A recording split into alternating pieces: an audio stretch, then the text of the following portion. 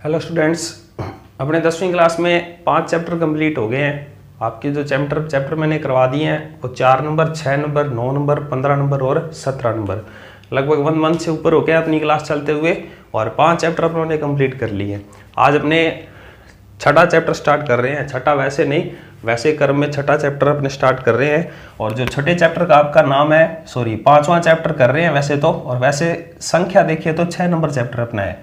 5वां चैप्टर है जिसका नाम है समांतर श्रेणी। इसे एपी से लिखते हैं, एपी से। अब ये समांतर श्रेणी होती क्या है, इसकी डेफिनेशन देख लीजिए। समांतर श्रेणी डेफिनेशन देखिए क्या है। समांतर श्रेणी संख्याओं का एक ऐसा क्रम होता है। समांतर श्रेणी संख्याओं का एक ऐसा क्रम होता है जिसमें प्रथम पद के अतिरिक्त शेष पद पहले वाले पद में एक स्थिर संख्या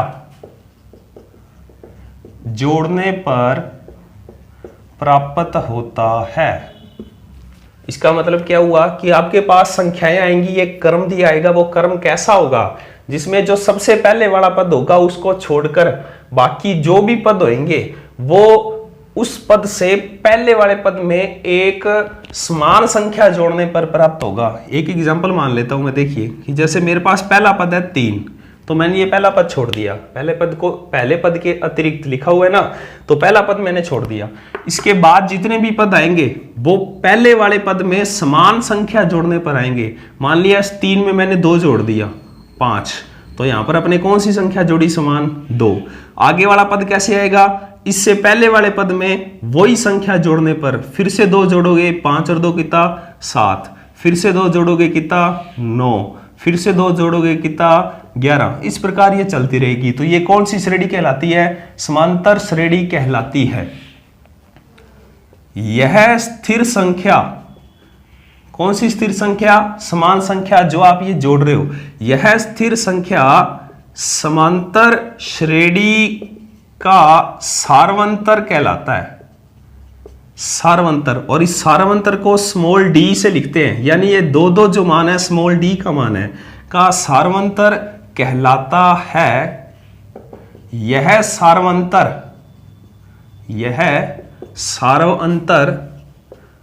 ऋणात्मक, धनात्मक तथा शून्य हो सकता है।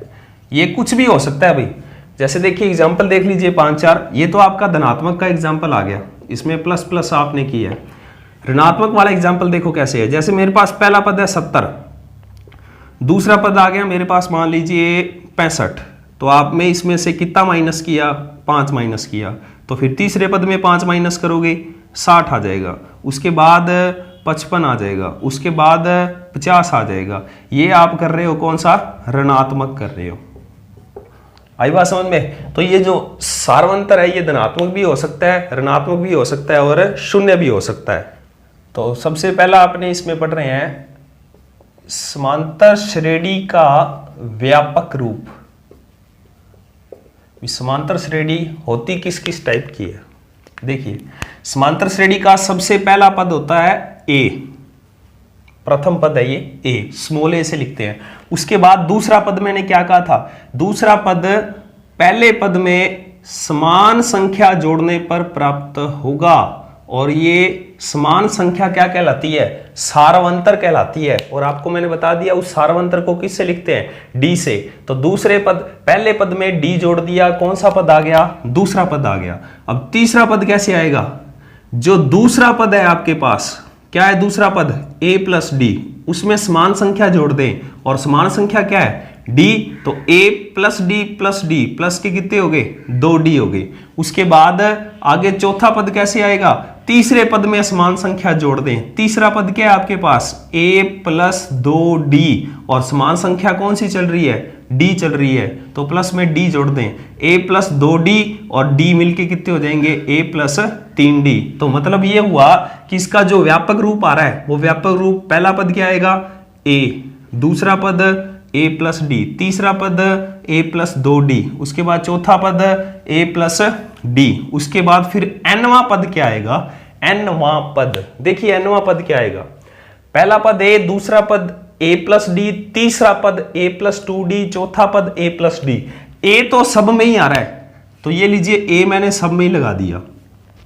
d में फर्क आएगा, d कैसे आ रहा है, देखिए अगर दूसरा पद है, अगर पहला पद है तब तो उसमें d 0 है, दूसरा पद है तब उसमें d 1 है, तीसरा पद है तो उसमें d कितने हैं, 2 हैं, चौथा पद है तो उसमें d कितने हैं, 3 है। यानी जिस नंबर वाला पद आ रहा है d उसमें एक कम होके आ रहा है। तो nवां पद आपको ज्ञात करना है, n नंबर वाला, तो d उसमें से एक कम होके आएगा, यानी n माइनस कितना हो जाएगा, 1 हो जाएगा। तो इसका जो nवां पद होता है वो क्या होता है, a plus n minus 1 into d होता है।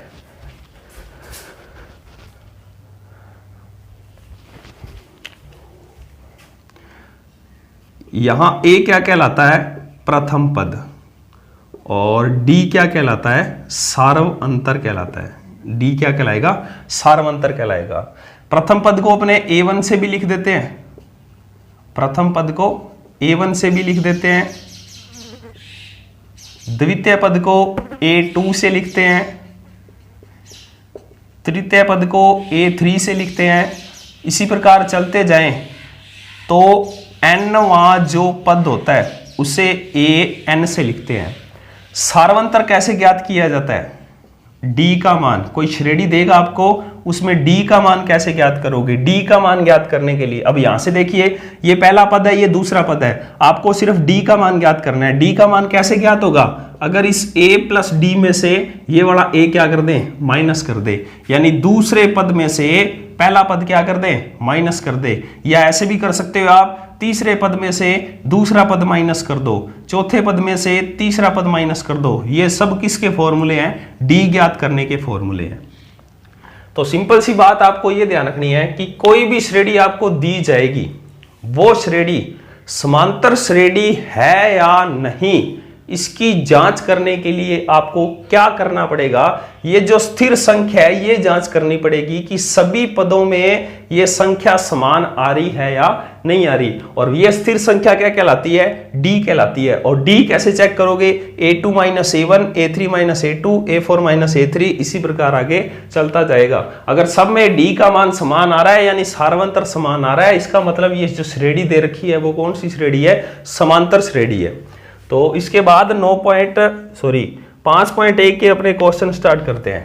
देखिए 5.1 का जो फर्स्ट क्वेश्चन है, निम्नलिखित समांतर श्रेणी के लिए प्रथम पद a एवं सार्वंतर d ज्ञात कीजिए। उसने कह दिया ये समांतर श्रेणी है। फर्स्ट के कई सारे पार्ट हैं, बीच बीच में करवा देता हूं। पहला पार्ट है 6, 9, 12, 15, इस प्रकार ये चलती जाएगी। उसने कहा इसके लिए प्रथम पद ज्ञात करो और एक सार्वंतर ज्ञात करो। तो सबसे पहले अपने ज्ञात करते हैं प्रथम पद। प्रथम पद a का मान बताइए भाई, प्रथम पद बिल्कुल पहले पहले वाला पद ही क्या होता है, प्रथम पद। कितना दिया हुआ है, 6। उसके बाद दूसरा क्या ज्ञात करना है, सार्वंतर। सार्वंतर किसका मान, d का मान। कैसे बताया था अभी आपको कि दूसरे पद में से पहला पद माइनस कर दो, या तीसरे पद में से दूसरा पद माइनस कर दो, या चौथे पद में से तीसरा पद माइनस कर दो, कुछ भी कर दो, सार्वंतर सेम आएगा, क्योंकि इसने अब आपको समांतर श्रेणी दी हुई है। तो d का मान कैसे आएगा, देखिए दूसरे में से पहला माइनस करो 9 माइनस 6, तीसरे में से दूसरा माइनस करो 12 माइनस 9, चौथे में से तीसरा माइनस करो 15 माइनस 12। तो आपको स्पष्ट देख के पता लग रहा है 9 में से 6 गया 3, 12 में से 9 गया 3, 15 में से 12 गया 3, सब में समान आ रहा है। इसका मतलब फिर d की वैल्यू आपके पास कितनी आ जाएगी, 3 आ जाएगी। उसके बाद इसी का सेकंड पार्ट है -7, -9, -11, -13। एक AP दे रखी है आपको -7, -9, -11 और -13। सबसे पहले पूछा आपसे प्रथम पद a का मान, तो पहला पद कितना है -7। उसके बाद आपसे पूछा है सार्वंतर। सार्वंतर किसका मान होता है, d का मान। कैसे ज्ञात करते हैं, दूसरे पद में से पहले वाला पद क्या कर देते हैं, माइनस कर देते हैं। तो अब आपके पास दूसरा पद है कितना, दूसरा पद है -9। इसमें से आपको माइनस करना है, कौन सा माइनस करना है, पहला पद। पहला पद कितना दिया है -7, करिए -9, ये माइनस +7, कितना बच गया -2। अब d का मान आपके पास कितना आया है, -2 आया। उसके बाद इसी का थर्ड पार्ट जो आपको दे रखा है वो देखिए, थर्ड पार्ट है 3/2, 1/2, -1/2 और -3/2। ये इसने आपको एक क्या दे रखी है, समांतर श्रेणी यानी एपी दे रखी है। सबसे पहले इसका आपको ज्ञात करना है कौन सा पद, प्रथम पद a का मान। तो प्रथम पद कितना दिया हुआ है 3/2। उसके बाद क्या ज्ञात करना है, सार्वंतर। सार्वंतर यानी किसका मान, d का मान। d का मान ज्ञात कैसे करते हैं, दूसरे पद में से पहले वाला पद क्या कर देते हैं, माइनस कर देते हैं। कर दीजिए d बराबर, दूसरा पद आपको कितना दे रखा है 1/2 माइनस पहला पद कितना दे रखा है 3/2। इसकी आप कैलकुलेशन करिए, d बराबर एलसीएम कितना आएगा 2। सोल्व करने पे 1 - 3 माइनस का 2/2 यानी माइनस का कितना आ गया 1। तो d का मान आएगा वो कितना आएगा -1 आ जाएगा। इसके बाकी के शेष बचे क्वेश्चन आप कर लीजिए। पहला क्वेश्चन आपका कंप्लीट हो गया है। इसके बाद सेकंड क्वेश्चन देखते हैं। ऐसे क्वेश्चन जो 5.1 के हैं अभी अभी मैं बता रहा हूं, इसमें 2 क्वेश्चन आने होते हैं इस चैप्टर में, एक 2 नंबर का और एक 1 नंबर का। ऐसे क्वेश्चन आपसे 1 नंबर में पूछे जाते हैं। सेकंड प्रश्न देखो इसका क्या दे रखा है। सेकंड प्रश्न है, यदि किसी समांतर श्रेणी के लिए प्रथम पद a एवं सार्वंतर d निम्नानुसार दिए हुए हैं तो उस श्रेणी के प्रथम 4 पद लिखिए। जैसे फर्स्ट पार्ट है, a का मान तो दे रखा है -1 और d का मान क्या दे रखा है 1/2। उसने कहा है इसके प्रथम 4 पद लिखिए, प्रथम 4 पद। तो सबसे पहले इसका प्रथम पद देखिए, प्रथम पद वो तो आपको दे ही रखा है, कितना है -1, इसे a1 से लिख देते हैं। द्वितीय पद a2। दूसरा पद मैंने कहा था कैसे आएगा, पहले पद में समान संख्या d जोड़ने पर, और पहला पद है कितना -1, इसमें d जोड़ो, d कितना है हाफ, तो ये कितना बच गया -1/2। उसके बाद तृतीय पद यानी a3। तीसरा पद कैसे आएगा, दूसरे पद में समान संख्या जोड़ने पर यानी d जोड़ने पर। अब दूसरा पद आपके पास कितना है -1/2, इसमें d जोड़ो, d कितना है प्लस का 1/2, कैंसिल हो गया, कितना आ गया 0। और इसका लास्ट वाला जो चतुर्थ पद है, चौथा पद है, वो चौथा पद a4 से लिखेंगे। और a4 आएगा कैसे, तीसरे पद में समान संख्या क्या जोड़ दें, d जोड़ दें। अब तीसरा पद आपके पास क्या है 0 प्लस में d कितना है 1/2, ये कितना आ जाएगा 1/2 आ जाएगा। इसका क्वेश्चन नंबर थर्ड देखिए।